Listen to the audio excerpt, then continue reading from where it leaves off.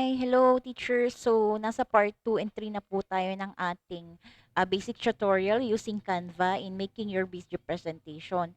So, dito po, tatlo yung matututunan natin today. So, una, yung transition, animation, pag-i-insert ng ah, audio or voice over, and how to record yourself using the other tools here in Canva. So first, dito po muna tayo sa transition. So dito po, yung presentation ko ready na yan.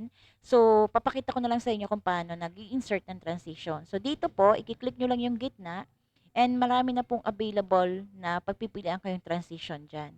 So ayan po. So in my case, pinili ko po itong flow. All throughout my presentation, yan yung transition ng slides. So, ang kanyang direction ay lahat papunta doon. Hindi ko na siya inaiba-iba, no, para mas madali. Next, how will you put your animation sa text? So, i-click nyo lang po ito. And then, doon sa taas, may makikita kayong ganyan, animate. So, i-click nyo lang si animate. Mamimili lang kayo dyan.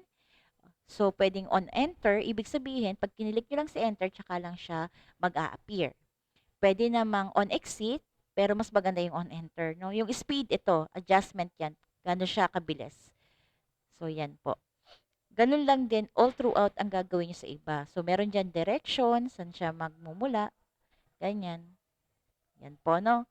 And then, dito sa click order, makikita nyo naman, alin ba yung una yung gustong lumabas? Ito ba? Ito or yun?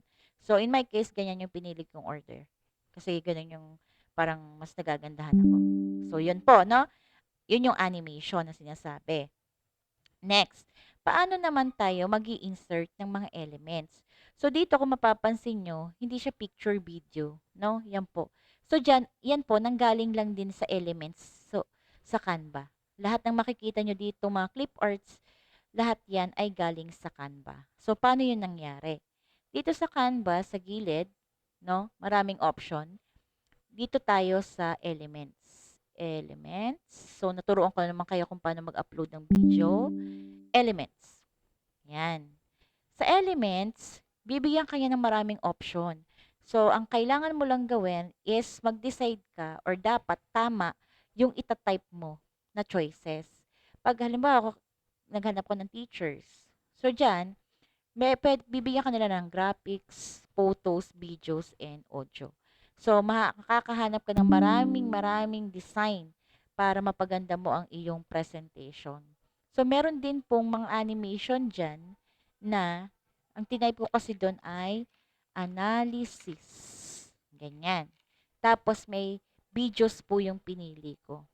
So, minsan, imang mag-a-appear na ganyan, like this one. Tignan nyo, gumagalaw siya. Paano nyo siya ipapasok? I-click nyo lang. Papasok automatic po yan sa slide na present nyo. Previous slide nyo na ginagamit. Yan, ganyan. Make sure na dapat kung saan mo siya gusto ilagay, yun yung nakapresent mo na slide. So, paano yan? Pwede nyo siyang i-backward. Bakit iba-backward? Para makita yung iba. So, sample lang naman yan, no? Pero hindi pwede yan kasi overlapping na yung design. So, ganun yung ginawa ko doon sa iba. Pwede yan dyan. Paano naman mag-insert ng mga ganito? Sa elements lang din po nang galing yan. Graphics, no? Yan, dyan, madami yan. Ipasok-pasok nyo lang yan sa inyong slide. Pwede rin siyang lagyan ng design. Ayan, no? Animate. Tingnan nyo yung animation ng ginawa ko. So, ayan po. No? Nakikita nyo may animation. Yan po. So, ngayon, tuturuan ko naman kayo paano mag-add ng voice recording. So, ayan, meron dyan, voice over. Voice over. Ayan, dito.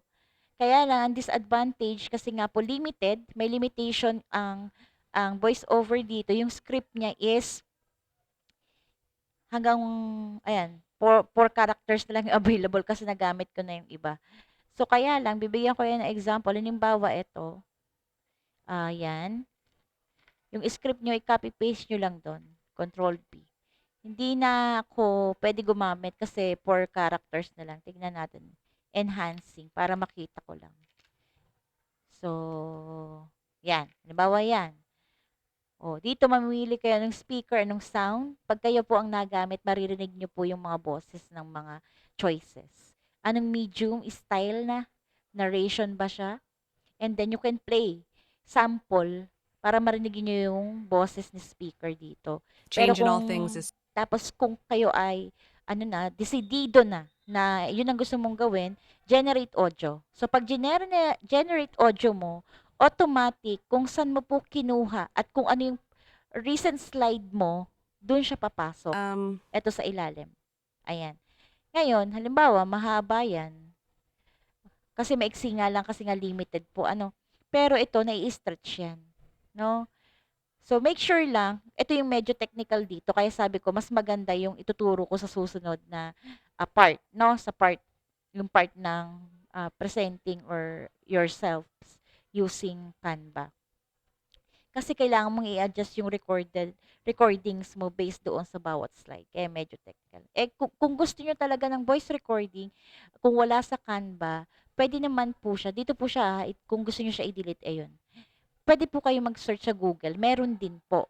Ano, meron doong mga voice over generator na free naman. No? Pwede nyo siyang gamitin.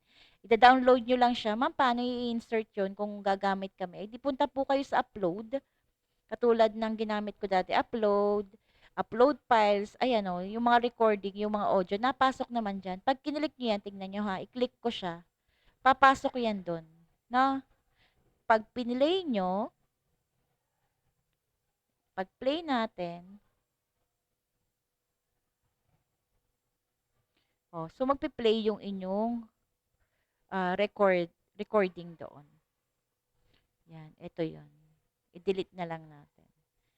Sample lang naman yun. Pag nag-upload kayo dito, pwede naman dito, record yourself. Dito kayo pumunta. Mm. So, kung record yourself, so medyo matagal lang po, no? Kaya, ayan, pwede, ayan pala, pwede kayong mag-record. May voice over na kayo. Pwedeng may camera. Ayun, ito yung ito po yung aking camera. Pwede rin namang i-off na lang natin. And then, kung i-click natin tong screen, try natin. Sharing screen naman yun.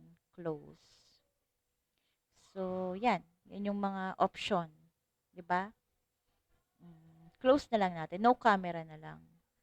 So, pwede kayong mag-record ng inyong boses. So, try natin mag-record. Ayan, nagre-record na po siya. Hi, everyone. So, I'm Miss Jocelyn Hernandez, the proponent of the research. Ganyan. So, done. Save. Pwede nyo siyang i-save and i-exit. Kaya lang, pag ito po yung na-save, so, hindi ko sure kung pwede nyo siyang i-save na diretso na ng MP4. Siguro na may pwede. Tingnan natin. Save and exit. Hi, everyone. So, I'm Miss Jocelyn Hernandez, doon po siya the napunta. proponent of the research. Ganyan. So, done. Ayun. So, ganun po ang mangyayari, no? Dito siya napupunta. Hi, everyone. So, I'm Yung Miss Jocelyn recorded audio. Hernandez, the proponent of the research. Ganyan. So, So, done. ito po. Ito yung recorded audio. Yan, nandito siya. So, pwede ba natin siyang paliitin? Pwede naman siguro. Ayan. So, meron kayong recorded audio nandyan sa inyong slide. Pag yung ginamit nyo ay record yourself. Yan. So, kailangan nyo pa rin siyang i-download as MP4. Dito naman tinuruan ko sa kayo before, no? So, option lang yan. Kung ang gagamitin nyo ito, record yourself, save nyo lang, exit. So, bawat slide, ayan, lalabas yung audio doon. Pag download nyo, gusto nyo MP4, wag yan. Ito yung option nyo, MP4, no? Para maging video siya. So, yung susunod ko ituturo ay paano nyo i-record yung sarili nyo habang pinipresent nyo ang inyong presentation. So, ito po. I-delete lang natin siya. Thank you so much, everyone, for watching my basic tutorial about using Canva. See you sa last part and good luck po sa ating lahat.